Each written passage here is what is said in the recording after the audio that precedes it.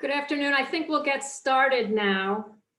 I am Kate Foster. I'm president of the College of New Jersey. It's my honor to welcome you to the second panel in our three-part series, Making Sense of the Moment. That moment, of course, is January 6th, 2021, a day when we watched the violent storming of the US Capitol, an effort to disrupt the peaceful transition of presidential power in the United States. The moment raised profound questions about the causes of insurrection and also broader reflections on who we are and our democracy. Now today in panel 2, 4 TCNJ professors, each from a different discipline, will grapple with whiteness, white supremacy, and violence. What is whiteness? Where does white supremacy come from? Why and how has it lingered? And what does the resurgence of violent white supremacy tell us about our society and our democracy? Starting off will be Dr. Marcia O'Connell, professor of biology, who will offer scientific insights on race as a biological concept. She will be followed by Dr. Shaun Wiley from the Department of Psychology, who will share themes from social psychology on whiteness and racial privilege. Our third speaker is Dr. Janet Gray from Women's Gender and Sexuality Studies, who will use the lens of critical geography and placemaking to view whiteness and white supremacy. Our final panelist today, Dr. Craig Hollander from the Department of History, will draw parallels with another time when white rioters stormed a state house. So let me do a bit of housekeeping. After all 4 panelists speak, we will kick off a discussion which will be informed by your questions and observations. So we do invite your curiosities, your probes, and your challenges. Please enter them in the Q&A box as we are going along. You may submit your questions anonymously or with your name. After all of the panelists have spoken, I will direct the questions. Now note please that we are recording this panel today, and also we are using captions. If you would like to opt out of the captions, please click at the bottom of your screen on live transcript and choose hide subtitles. With that, let's get the program started. Dr. O'Connell, please start us off. Thank you very much, President Foster, and thank you to Dr. Bowen for organizing this panel. I'm honored to be a part of the discussion. So my role today is to give some clarity to the question of race as a biological concept, since the notion of white supremacy has as its foundation the idea that biologically there is such a thing as a white race, and that the white race is somehow superior to other races of humans. It seems clear that this notion is part of what motivated many of those who stormed the Capitol by force on January 6th. In particular, those who self-identified as white supremacists or belong to white supremacist organizations. I would argue that their powerful sense of entitlement is buoyed up by the false notion that they are biologically entitled to a superior position and are therefore justified in using force to maintain that position. So what I'll focus on in my comments is that while race is clearly a fundamentally important social and cultural concept, race is not, in fact, a biologically valid concept. A biological basis for race has no scientific support. I'll begin by briefly explaining the origin of this false biological concept, which is a well-known story among biologists, but outlined beautifully by Angela Saini, whose book Superior was pictured in my introductory slide. I'll then provide what biological investigation now tells us about the human population, and I'll conclude by indicating what I feel is the role of the biologists in this discussion. So the concept that the human species can be separated into subcategories or races by skin color was introduced in the mid-18th century, but then truly codified primarily by one person, Carolus Linnaeus. This was a part of his prodigious undertaking to classify all living beings, and in fact, his system became the cornerstone of biological classification. However, his approach was limited by what was known at the time, and more importantly, by the context in which he conducted his studies. The central flaw in Linnaeus's thinking was that it was based on his deep belief that all living beings were created as distinct fixed categories, in other words, fixed species. Therefore, Linnaeus felt completely confident in classifying all living beings and doing so primarily based on their appearance and geography. This is exactly the methodology he then extended to humans. Linnaeus decided that humans could be classified into distinct categories based arbitrarily on a single physical trait, skin color, which he then, with very limited data, assigned to certain geographies. This has led to some absolutely ridiculous scenarios. For example, as recently as 1997, a man named Mustafa Hefni, who considers himself Black and in fact has very black skin, was told by the US government that he was white. Why? Because according to the US Office of Management and Budget, if you come from Egypt, you are white. He literally had to sue the US government to have his official racial status corrected. So this concept of biological race became ingrained and accepted in large part because it gave scientific weight to, as Angela Saini says, the power hierarchy of the white people of European descent and their notion that they believed themselves to be the natural winners in the game of life. Now, as it turns out, soon after Linnaeus, a revolution in biological thought was launched by Charles Darwin and Alfred Russel Wallace, the notion of evolution. This theory of the origin of species has now been supported by 150 years or more of research, and those studies have made it clear that species are not fixed. Rather, since the diversity of life forms has arisen as a result of evolution from common ancestors, species are constantly evolving as well. In fact, the species concept itself is a complex biological phenomenon. With this new realization, the whole process of biological categorization was reevaluated, and it is now the case that the goal of the evolutionary biologist is to categorize organisms based on true relationships, i.e., evolutionary relationships. Some of the most robust scientific evidence for these relationships is provided by studying what is inherited from one population to the next, namely genetic sequences. The result has been that it is now abundantly clear that there are no DNA sequences that are unique to any subpopulation of humans as defined by skin color or geography. In addition, the greatest genetic diversity of all human populations is found within the continent of Africa. And so the rest of humanity, from Asia to Europe to the Americas, shows less genetic diversity than that of African populations. This fact reflects the well-supported theory that our species originated in Africa and that some of our ancestors then migrated across the globe. Furthermore, since this expansion in the human population is relatively recent, and there is extensive interaction between human populations, our species as a whole exhibits little genetic diversity compared with many other animals, including our closest relatives, the chimpanzee. The result is that all humans share one common gene pool, which is the term used for the genetic makeup of a population, and are therefore one biological race. So we can now recognize that Linnaeus was not incorrect in noticing that skin color is a human physical trait. He was simply profoundly mistaken in saying that it could be used to delineate boundaries between groups of humans. Variations in skin color are not only continual across the human species, skin color is actually determined by a complex mix of genetics and environment. In other words, just as we would not separate humans into distinct categories according to height or weight, likewise, we cannot do so by skin color. So then if this is quite obvious, why does the idea that race is a valid biological concept persist? Well, I think we all know many answers to that question, but I might add that in part it is because biologists themselves, ourselves, and in particular white biologists whose voices have been the dominant voices, have not actively tried to debunk the concept, as scientists have done very effectively with concepts like phrenology and eugenics. Therefore, with biologists not taking up the cause, the vacuum has been filled by pseudoscientists who have been extremely effective at capitalizing on two very natural human instincts. The first is to classify, and the second is to create winners and losers. The result is that, as I said, white supremacists can argue that the winners and losers in the human population are defined based on a scientific classification, which makes it easy to justify horrendous acts.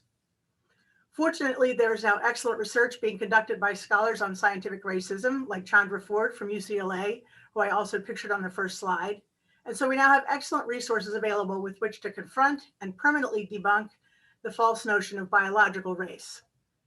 So thank you for your attention. I hope I've provided some clarity and ideally have done so without reinforcing any misconceptions.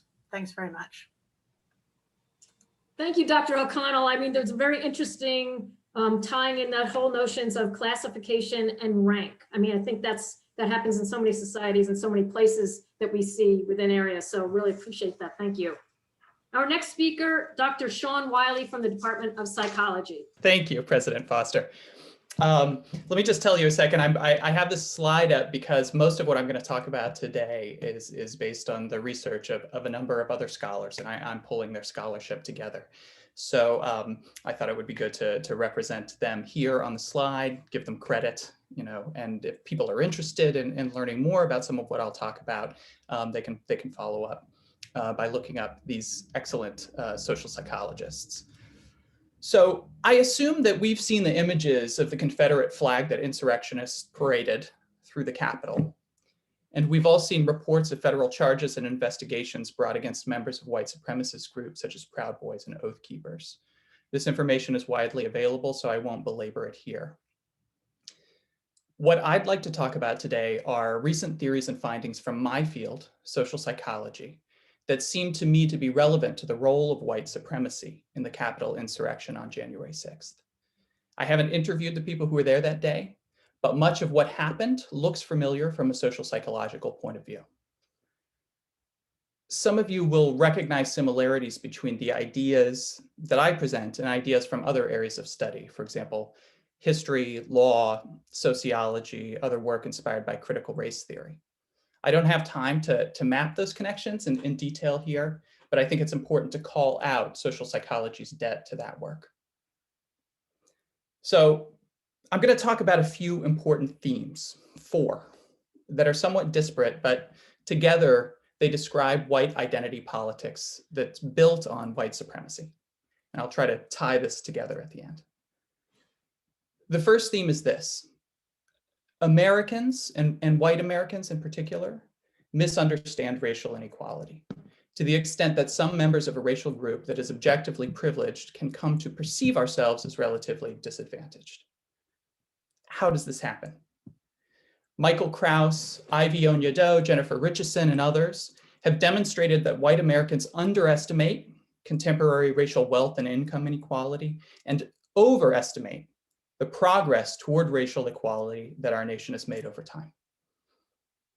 At the same time, we as white Americans tend to think of racism in personal rather than structural terms, reducing it to prejudice.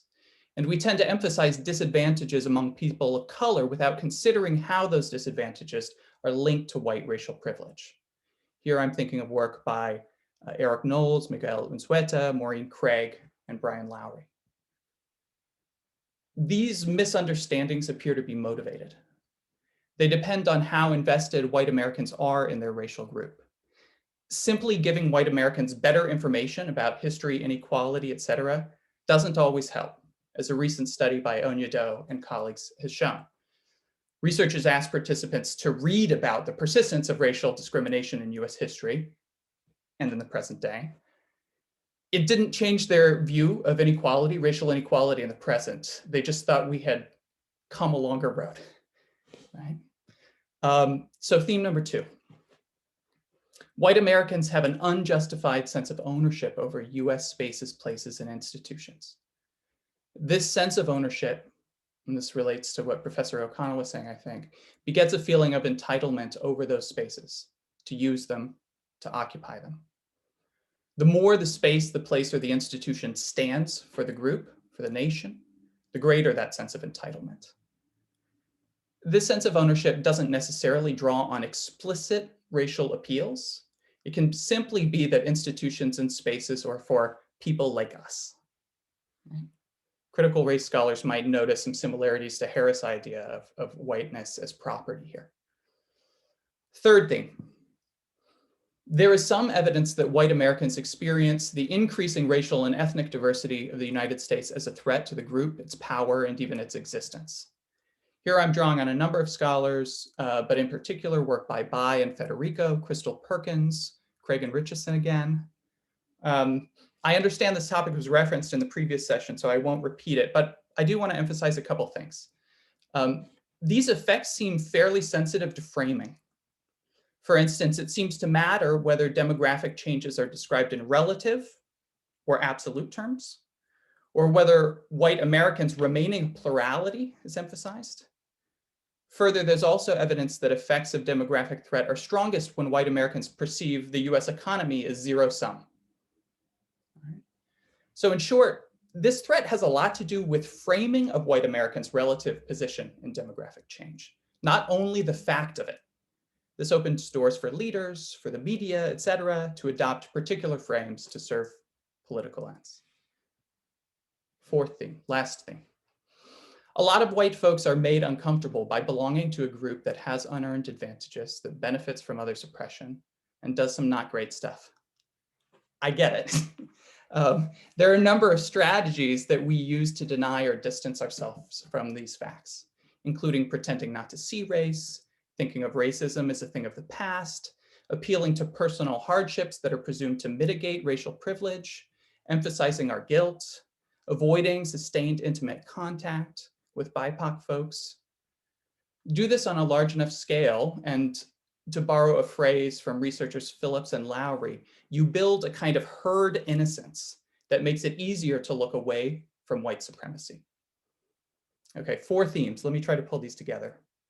You have a privileged group of people who deeply misunderstands racism and white supremacy in the United States, willfully so, to the extent that some perceive that what they have is being taken from them and their very existence is threatened. This is a recipe for some bad stuff. Bad stuff like invading the Capitol, maybe. And then you have many others insulating ourselves from all that. We're consistently surprised when that bad stuff happens in our name. So what's to be done? Here I don't have great answers. I'll yield to my colleagues in political science to tell us that people representing these groups have disproportionate power and influence in our democracy, or that we have parties consolidated along a very narrow number of social identity dimensions that are tied up with racial privilege. I'd say a couple things to my fellow white Americans, those of us who are aware of racial inequality. We can think about trying to stop evaluating what's happening in terms of whether or not we're surprised, start thinking about the power we have to influence other white folks. We can stop centering our own moral adequacy or inadequacy and center Black lives. I suspect that doing so will leave our nation, our democracy, much better off. Thank you very much.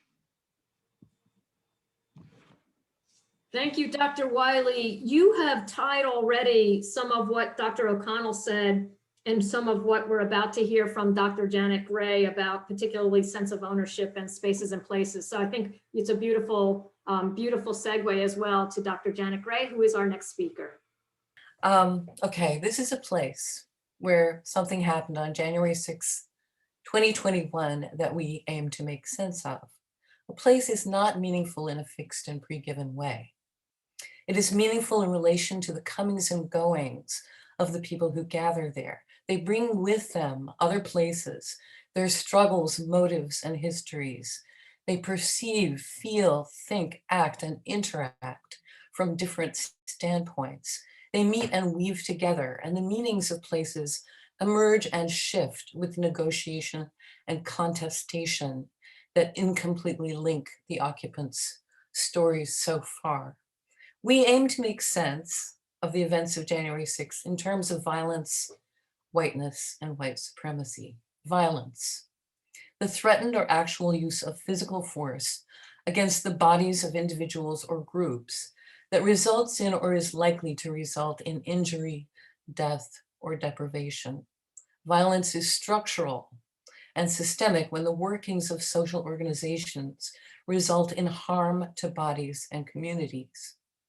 Whiteness is a process of coercion and consent by which power relations are established and maintained. Historically, inequalities among white people based on class, gender, and national origin have repeatedly been addressed through what I call the white contract. The more powerful white group gains the consent of the subordinate white group to their unequal status by assuring them that they are better off than people of color. In common usage, white supremacy, the idea that white people are superior and should dominate all other people, refers to extremists. But note that supremacy preceded and is built into whiteness. The construct of whiteness followed several centuries of Europeans justifying conquest, genocide, colonization, and enslavement of others based on notions of their own superiority. A damaging attribute of whiteness is that it permits people identified as white to sustain our ignorance about the systemic violence of white supremacy, and therefore to believe that we are innocent, right, and good. The result is that people identified as white are conditioned to act out of entitlement, fear, and outrage.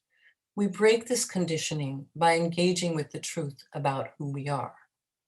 That truth is threaded through the story of this building.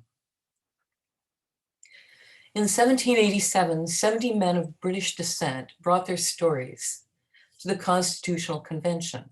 11 of them were slaveholders.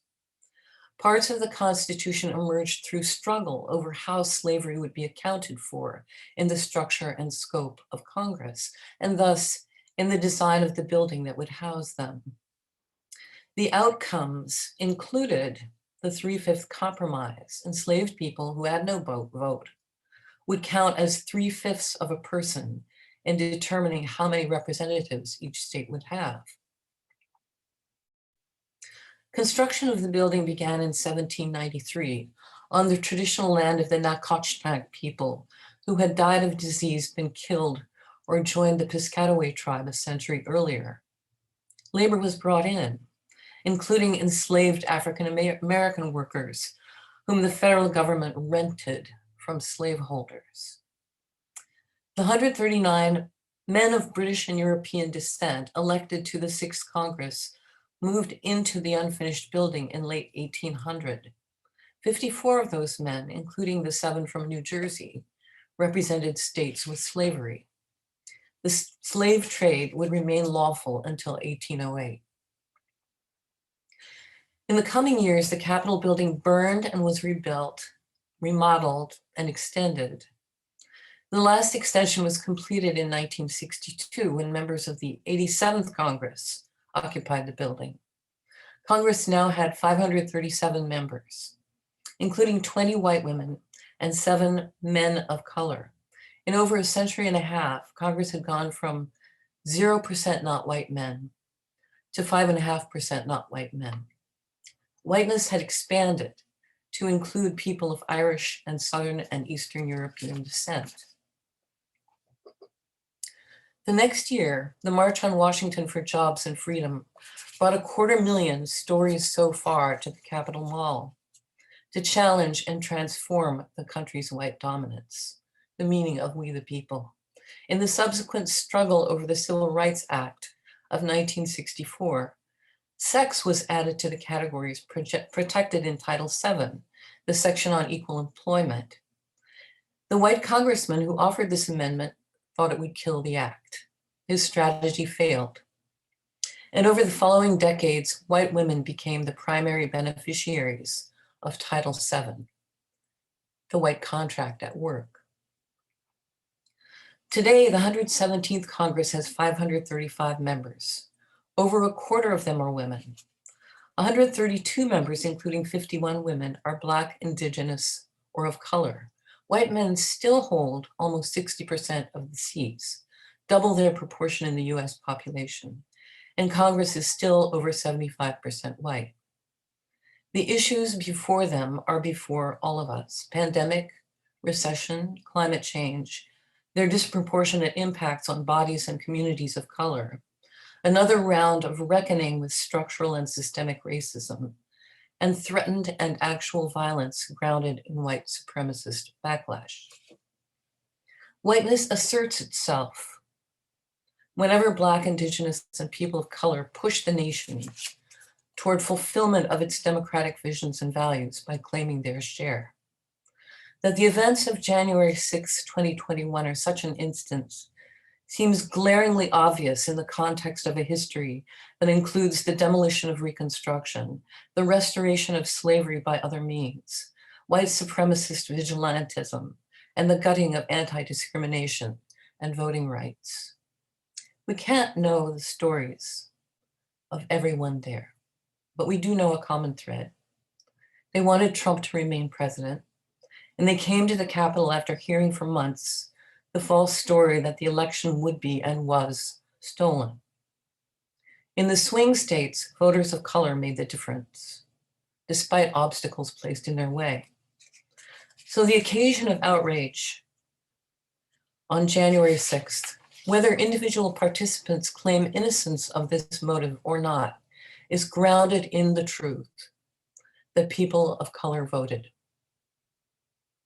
What's striking about this event as an eruption of enraged whiteness is that while symbols of white supremacy circulated, the specific people whom members of the crowd named as targets of killing or actually killed were white.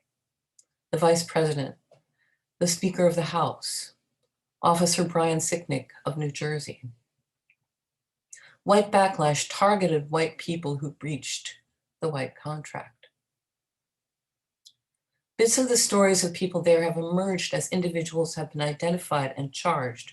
We know, for instance, that QAnon shaman guy demanded and got organic food in jail and regrets having entered that building with every fiber of his body.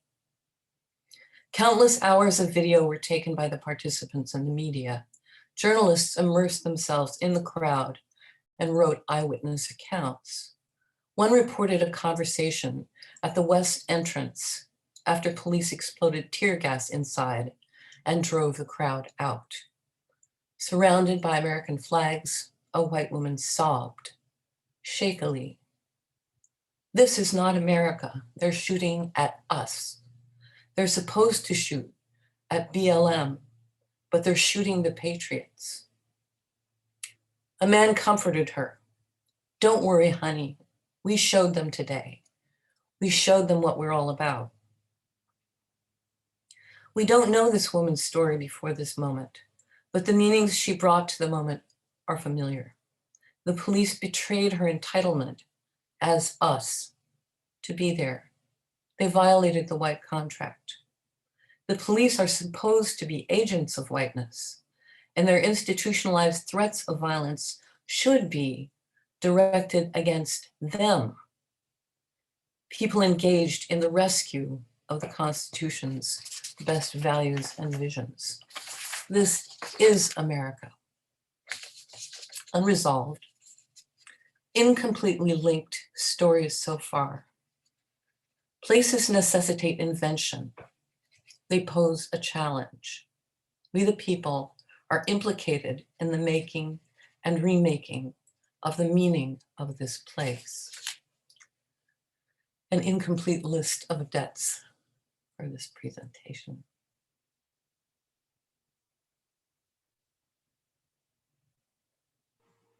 Thank you, Dr. Gray.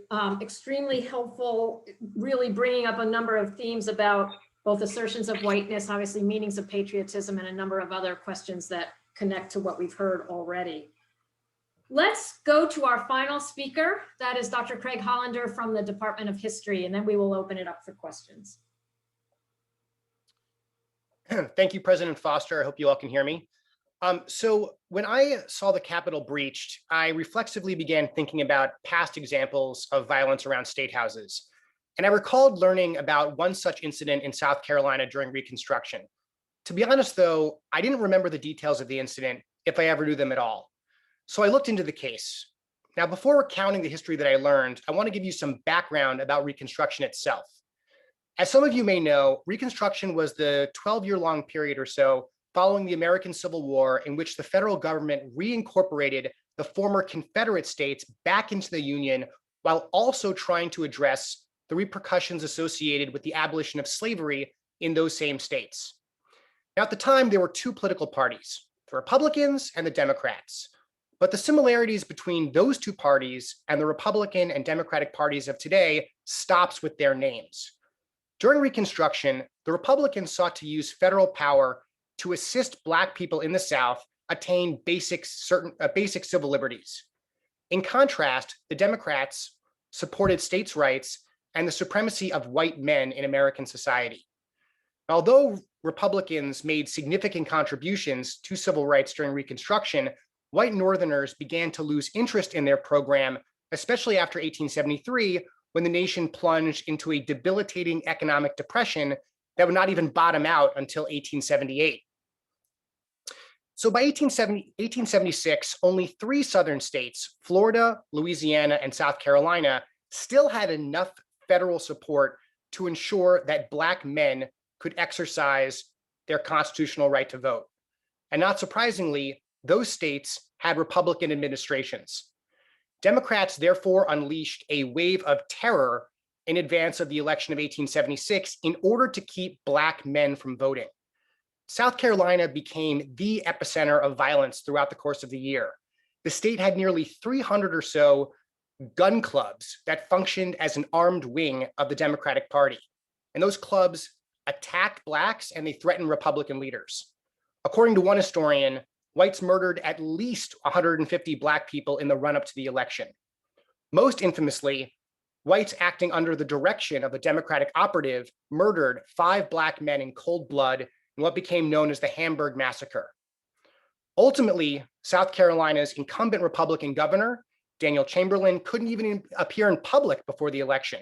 Meanwhile, his opponent, a former Confederate general named Wade Hampton, paraded around the state rallying whites for his candidacy. So everyone's attention was fixated on South Carolina.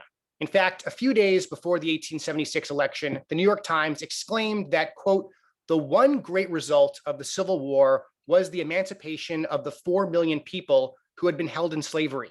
And the one great question in American politics today is, shall that emancipation stand, or was the war for freedom a failure? This is the issue. Twist it or turn it as you will, the great question still remains. Are the Negroes of the South to be political slaves or political freemen?" Wade Hampton, the Times then stated, places himself at the head of an army of lawless riflemen and declares the Black man shall vote as he dictates or not at all. The leaders of the Republican Party, on the other hand, again face their old opponents and, asserting that the war was not in vain, demand that the Negroes be allowed to freely exercise all the rights of citizenship. The question, the Times then said, must be settled by the voters of the country on the 7th of the month. So despite rampant voter intimidation, the Republicans in South Carolina claimed, with good reason, victory and attempted to seat their candidates. Wade Hampton led a large and well-armed mob to the State House in Columbia in response. And Governor Chamberlain had to use federal troops to ensure that that mob would not attempt to overrun the Capitol. And I'm going to share my screen now and show you one artist's depiction of what that looked like. Hopefully you can see that right there. Okay, so both Democrats and Republicans throughout the country were incredibly disturbed to hear about this incident in South Carolina. The Democratic side was mostly upset that the federal government was intervening in a state's affairs. The Republicans were outraged that a mob had attempted to undermine a democratically elected government. And in the ensuing days, newspapers around the country offered some of the same assessments that we heard after January 6th. Quote, "Utterly lamentable as it is," one newspaper said, "we can only be thankful that it was no worse." Another newspaper side, quote, "Whether right or wrong, the feeling will be cherished by more than half the legal voters of the country that they have been cheated out of a party triumph." Okay, so it sounds familiar? It should. The election of 1876 was one of the most contentious in American history. At the presidential level, it pitted the Republican candidate, Rutherford B. Hayes, against the Democratic candidate, Samuel J. Tilden. And thanks to widespread voter fraud and intimidation throughout the South, the two sides were still disputing the election results when the mob surrounded the South Carolina State House. In the end, the two parties reached the so-called Compromise of 1877, in which Republicans promised home rule for the South in exchange for the presidency. But home rule was just a euphemism for white rule. Without federal protection, the remaining Republican administrations in the South collapsed. And the new all-white Democratic administrations then gerrymandered districts and enacted all sorts of poll restrictions to keep their opponents from voting. And that should sound familiar too. Today, as in 1876, the right to vote is once again under direct assault. And here you see some headlines that I took from newspapers just in the last few weeks, okay? So it's once again fair to say, as the Times did back in 1876, that the great question still remains. Are some of us to be political slaves, or are we all to be politically free people? I earnestly hope that your civic engagement, both now and in the future, will help settle that great question for once and all. Thank you so much. Thank you, Dr. Hollander. It's always interesting to get a historical parallel in there, and that one really has resonance, I think, across our century and time. So that's great. We have a number of questions, 25 already, and I'm going to bundle a few of them together to get us started. And go back to some of the things that Dr. O'Connell, you said about race and biology, and try to also have Dr. Wiley get in on this too. And the question, let me formulate it this way to say, what does racial identity mean if there are not biological differences between races? And then Dr. Wiley, in that same vein, is there a meaning to having an innate sense of being Black or being Latinx or being white? What is sort of that culture, that cultural angle on it as well? So I'll ask Dr. O'Connell to maybe begin on that again. If there is not biological difference between races, what does racial identity mean? And then ask Dr. Wiley if he could pick it up from there. Yeah, so thanks very much. I am a biologist, and so I'm sharing this from the perspective of science. And so I would not claim to know how to describe the really important, deep connections that people have with people they've grown up with, or people whose cultures they've shared, or people whose values they share. Those are all very deep connections that as a scientist, I don't study. And so what I can say very clearly is that we are all one biological race, but that because we are one biological race, that does not interfere with any understanding of what it means to be culturally belonging to a group. Yeah, thank you. Dr. Wiley?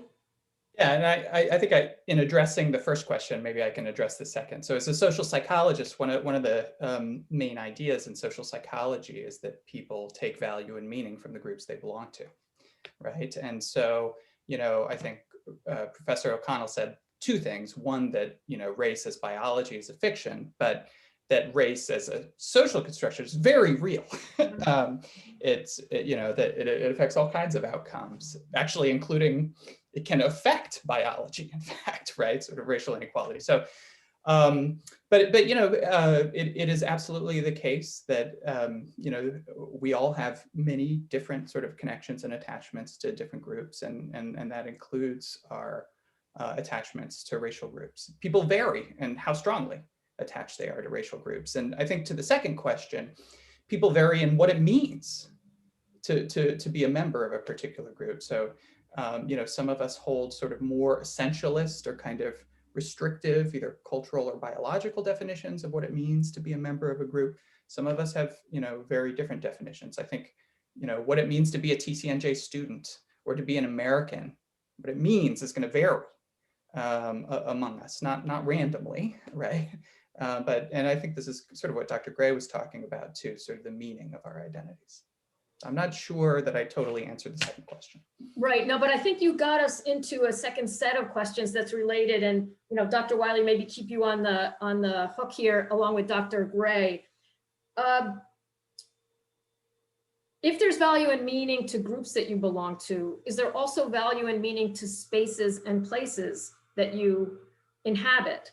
And we had a series of questions about, doesn't everyone feel entitled to space? Aren't there spaces we're entitled to? And what does it mean to have entitlement around place? And so if you could just share a little bit about maybe what comes either out of your field or a reaction to that. And Dr. Gray, I'll put you on deck for seeing if there's something you'd like to add to that as well.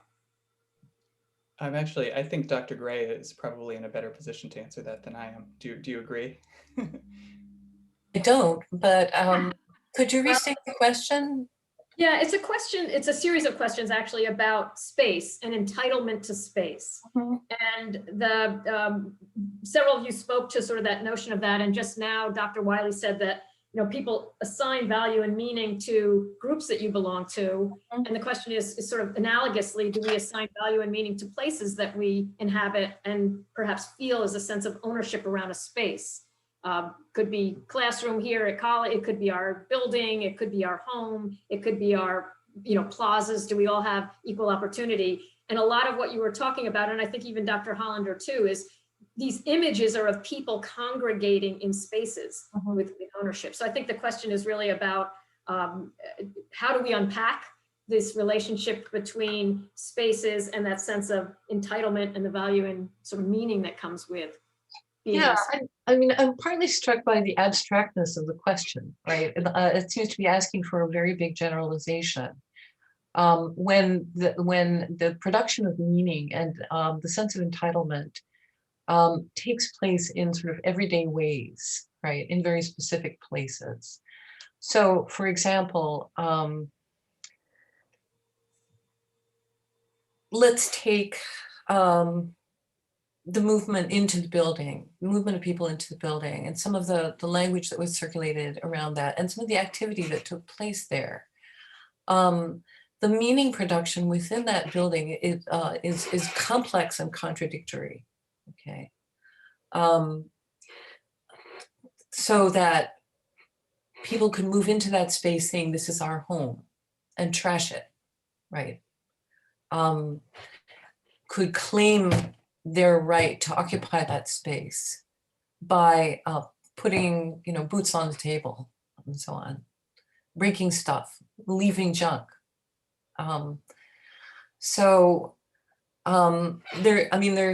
There's a combination of claiming the space and also expressing disrespect or desacralizing the space that's going on there. If we talk about a TCNJ classroom, and we will see them again, if I go into the room and I see that everybody in that room looks like me, I can automatically have a sense of entitlement to that space in a way that somebody who goes into that room and sees nobody or one or two people who look like them is not going to feel. And same with walking the halls, walking the pathways. So I'm not sure that answers your question. Well, I'm not sure I did a good job asking the question since I was trying to combine several things. I think you're right to call me out, or as anybody else is right to call me out and saying, I made it more abstract. Let me go to a very specific question. This one comes in, it says, I've always understood that humans are innately tribal, for better or worse. We adapt beautifully by imitation and in other ways for survival and deeply emotional reasons. Am I incorrect that this self-segregation is innately human and the problem lies in feeling our own group is superior, which is something I know we are educated to feel? So I think that's a question, again, Dr. Wiley, if you don't mind, I'm going to kick it over to you to get started there. Yeah, so it's a great question. I think a common question a lot of people have. So, belonging to groups is human, right? The thing is, we all belong to lots of groups, right? So you talk about sort of tribal. There are lots of ways that we could cut up. I think there was a reference to self-segregation in this question. We could do that along a lot of dimensions. We don't. It's not randomly organized, right? So, I think that we tend to do it along particular dimensions that have historical meaning, and that are, I think the questioner sort of answered their own question, right? That are tied up with privilege and oppression. So, I would argue that, there is certainly a durability to certain categories. Race, as a category in organizing outcomes in the United States has been very durable. But, at a basic fundamental level, right, our ability to attach ourselves to different groups is fairly flexible, right? So I don't know, the tribal always, that terminology always creeps me out a little bit too, to be honest, because of what it implies. So, I don't think which groups and what the hierarchy of the groups are, I don't think there's anything inevitable about that. All right. I have a series of questions that come from Aaron Levine about if you assert that whiteness is not biological, doesn't it necessarily follow that Blackness is not biological? which would contradict the experience of Black people who experience that innate sense of Blackness every day. And so they're put that on the table, and then also adds, does the success of some Black people indicate that Black people or these Black people are capable of and complicit in systems of whiteness, since systemic oppression can never be overcome when sticking to your own race? So that's a series of really challenging questions about race and the meaning of race. Let me see, starting with the question of biological. I think Dr. O'Connell, you spoke to that earlier about the experiences being different than the biology. Anyone want to take on that contradiction here? Or the question I of— don't think there's a contradiction. Yeah. I would say, that biology is not the only basis for identity. Right. Is the response to that. And I would add, and I think Dr. O'Connell suggested this as well, that, a hard and fast distinction between biology and history, historical lived experiences, transmitted trauma, is not particularly helpful. In other words, race becomes biological, not through genetics, but through the lived experience of the racial structure. Does that make sense? I can also contribute to say that I absolutely meant to indicate that just like there's no such thing as a white race, there's also no such thing as a separate Black race. So the first question was about whether I was saying there was not a white race, but the others could exist. No, the idea is that biologically we are all one human race, meaning we cannot create arbitrary boundaries based on a few characteristics. So biologically, we share a gene pool. We are one biological race. There are many different definitions of species that the humans fulfill. However, the reason I think it's critical to say that is because biological race has been used against people in medical settings, in cultural settings, in historic settings. And so it's critical from a scientist's perspective to say, no, there is no biological difference between the different groups of humans. We're all the same. We're all the equal, we're all the same race. We share the same genetics. And therefore, it's damaging to say that we should treat one group one way scientifically and the other group another way. There's examples in medicine, for example, right now, there are still the instruments used for testing breathing. Some of them still use an algorithm that will change the reading based on race. And that is because Thomas Jefferson noticed that he thought that Black people had less lung capacity than white people. He had no evidence for this except for a casual observation.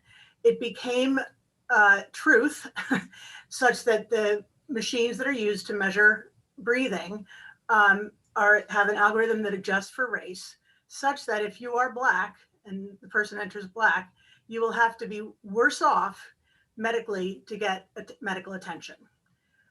So in other words, there are deep damaging outcomes of thinking that race is biological. And so for those cases, it's incredibly important to say, no, it's not. There's no difference genetically across the human species. Then on to the next question, but aren't races real? And I say, then I turn it over to the cultural and sociological aspects where absolutely they're very real in terms of identity, as Dr. Wiley said, for some people, not so much for others, right? And it depends on which category you're talking about. So I just want to make it clear that the reason I think it's critical to recognize that race is not a biological phenomenon is because so much of medicine and science is based on assuming that it is, to the detriment of people who are not white. So just want to make that clarification. There was an interesting question that came in about systemic racism and asking about examples of systemic racism something perhaps a right or a difference afforded to blacks and not to whites. And is what you just said, what you just said about a medical difference, perhaps in the calibration of a machine, an example of systemic racism for the audience to understand? Is that an example of systemic racism? Yes, I would say absolutely. Absolutely. It's used by the entire medical system to disadvantage one group based on incorrect information. Okay, thank you very much. So I'm going to flip it over to Dr. Hollander for a historical question. There's a general one and a very specific one. So here's the general one first. Given the story you told about 100 and something years ago, where are we as a society in the arc of white supremacy and violence? Was January 6th an inflection point? Was it an acceleration or a continuation of some story you're telling? Was it a culmination of something, or is it something else altogether? So could you wax on that a little bit? Yeah, I mean, to be clear, I don't know. I'm an historian. I'm very good at explaining the past. I'm very bad at prognosticating and telling you anything about the future. I think it's going to be 70 degrees on Thursday, but I'm still not 100% sure. And so it's difficult to say whether or not January 6th was an inflection point, whether it was just the beginning of something, much more sinister and broader that we should worry about. I think we'll know in the coming years. What I am worried about is that, and I know this is ironic because we're on a panel right now that is focusing on the events of January 6th, but I am worried that by focusing too much on January 6th and what had happened, that we're missing the forest from the trees. And that's what I was trying to convey in my talk, that, when everyone was focusing on South Carolina, they were missing the bigger picture, which was that, they were willing to, claim victory in a presidential election and breathe a sigh of relief. At the same time, what they traded away was democracy itself for a whole century. And at the time, there were voices that raised that concern, just as we're seeing today. I think that if we're going to focus on something, we should focus on that. It's not okay to say, they didn't breach the Capitol, they didn't interrupt the democratic process. They didn't stop the presidential election, from being certified. We really, dodged a bullet there. We don't know that, right? And they didn't know that in 1876. But by 1878, 1880, it was very clear what they had traded was the presidency for democracy. And, I'm worried that if you look around the country today, you're going to see a lot of state legislatures that are trying to take advantage of the same feelings of aggrievement to enact legislation that will restrict democracy in the years ahead. And those will be very, very difficult to repeal. Okay. And so I don't want to forget that we're still in this moment by thinking too much about January 6th. We are still very much within the hurricane. Yeah, thank you. Did any of the other panelists want to weigh in on their thoughts of where we are in the arc of white supremacy?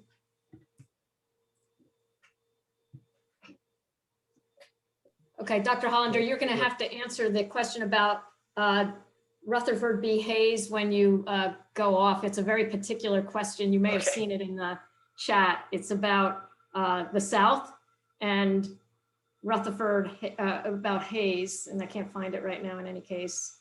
Oh, blaming Hayes for the end of Reconstruction. How much of a say did Hayes have in these decisions in the South? I can get into this person is free to meet with me. Probably one of your students. Yeah, probably his or her leisure. No, my students, of course, have already learned all that. No, but the answer would be, not much of a say, right? I mean, that home rule was, probably inevitable, for the South, when Hayes took office. I mean, there was just lackluster support at that point in the North for continuing to, support these Republican administrations. And I think that, Hayes saw the writing on the wall and, he did tell these administrations to basically, or the federal troops to stand down. And I mean, Governor Chamberlain in South Carolina literally handed over the reins of power in April 1877. He said to Wade Hampton, the government's yours. It was an incredible moment. it was a complete usurpation of power. And, these democratic administrations were allowed to take control, and the federal government did nothing. Thank you. So I want to ask a question that comes from one of our audience members, and it's speaking to a group defined as high white identifiers. And maybe this goes to Dr. Wiley's point about social identification. And the question is, how can we reduce the social identity threat for high white identifiers and motivate them to aid in efforts towards social equality? So again, for those who are high white identifiers, how can we motivate them to aid in efforts towards social equality? Dr. Wiley, you want to get us started? And then I might kick into Dr. Grant. This is a very social identity question. I'm gonna just, there's a book here, if people are interested in this, by Ashley Jardina called White Identity Politics. She's a political scientist who does a lot of research on this question. So I'd highly recommend picking up that book. Liliana Mason's another political scientist who does some work that's relevant to this that I would really recommend too. Yeah, so I mean, I guess I think two things. The first thing is that so there's our level of attachment to the group, and there's what it means to be a member of the group, and those are not necessarily perfectly correlated. I kind of think about our level of attachment to the group in terms of motivating behavior as the gas pedal and the meaning as the steering wheel, right? So I think that it's possible for it to mean something different to be white in the United States. There are different ways that we could construct the meaning. And in fact, there have been different ways to construct the meaning. I mean, I won't step on Janet or Craig or, but I think there are lots of examples of that. So, I don't know that it's necessary to reduce the level of connection to the group. I don't know. When I say I don't know, I mean that I don't know. But it might not be. The other thing is that we all have multiple identities. We all have multiple attachments, right? And my attachment to my racial group is influenced by my attachment to other groups that I belong to that are really important to me. And it changes the meaning of my attachment to my racial group if I'm attached to other groups. So, I would sort of push back against the thinking of it sort of one group at a time. I don't think that's quite how it works. Yeah. All right, let's go directly to a question of systemic racism, and then I'll end with a broader question that you could all ask. The question of systemic racism, and it's come up several times in the questions, is that what are the examples of rights afforded to whites and not to Blacks? And again, systemic racism, rights afforded to whites and not to Blacks. Well, I think Professor Hollander was talking about some of the voting rights bills that have been passed in state houses recently. So that's one example. I can give an example. I'm not sure this is quite rights, but another example of a sort of employment discrimination. There are a lot of audit studies in sociology that have looked at randomly assigned different organizations to get sort of white or Black candidates as, potential job candidates, and they measured callbacks. There's a meta-analysis of this recently that showed that the preference for white candidates compared to Black candidates or Latino candidates has been really stable since about 1980. So that's a form of discrimination that I think is systemic.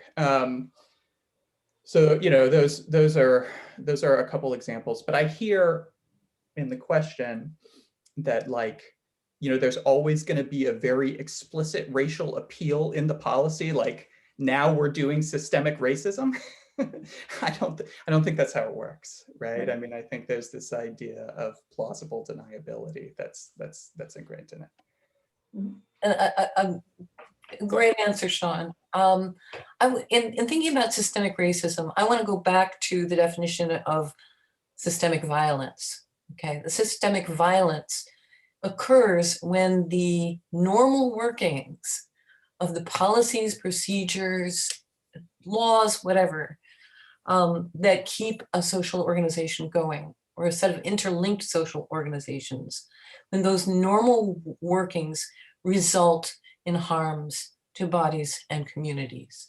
So in the case of systemic racism, there is disproportionate harm as a result of the everyday workings, right, of institutions on the bodies of people of color.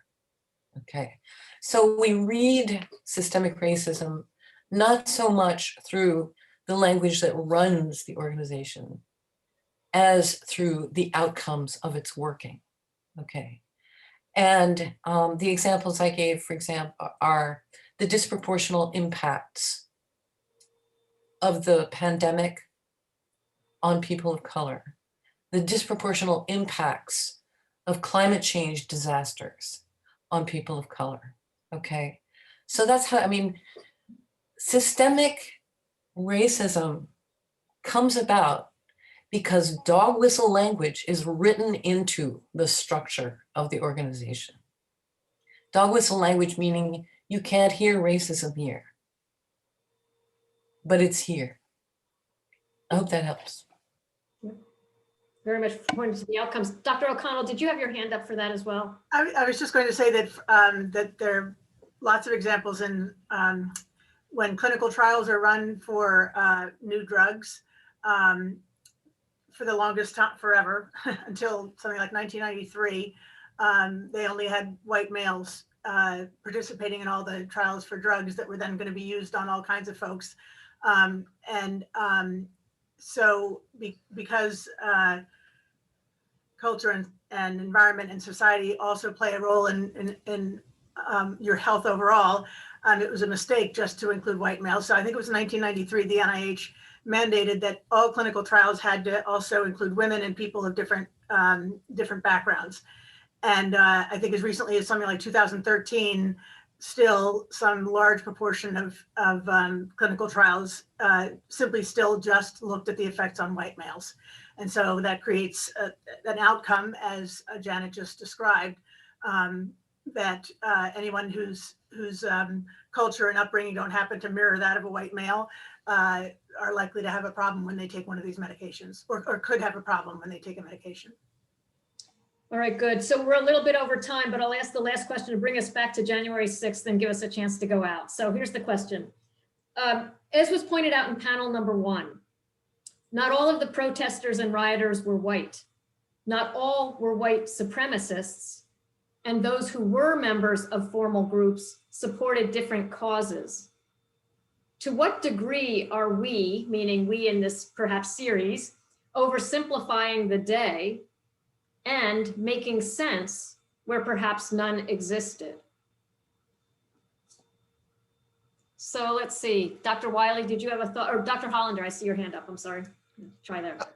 Well, I can just say that one of the really interesting things that I found while looking into the South Carolina incident was that the Democrats throughout the course of 1876 loved to play up their support among Black people, okay? And Wade Hampton himself never missed an opportunity to say that Black South Carolinians were on his side, okay? And that, Black South Carolinians had given up on Reconstruction and were ready to elect him to be their next leader. If you just read that at face value, you can see that it belied his own insecurity about the fact that this is just an all-white group, and that he was really fighting for white supremacy.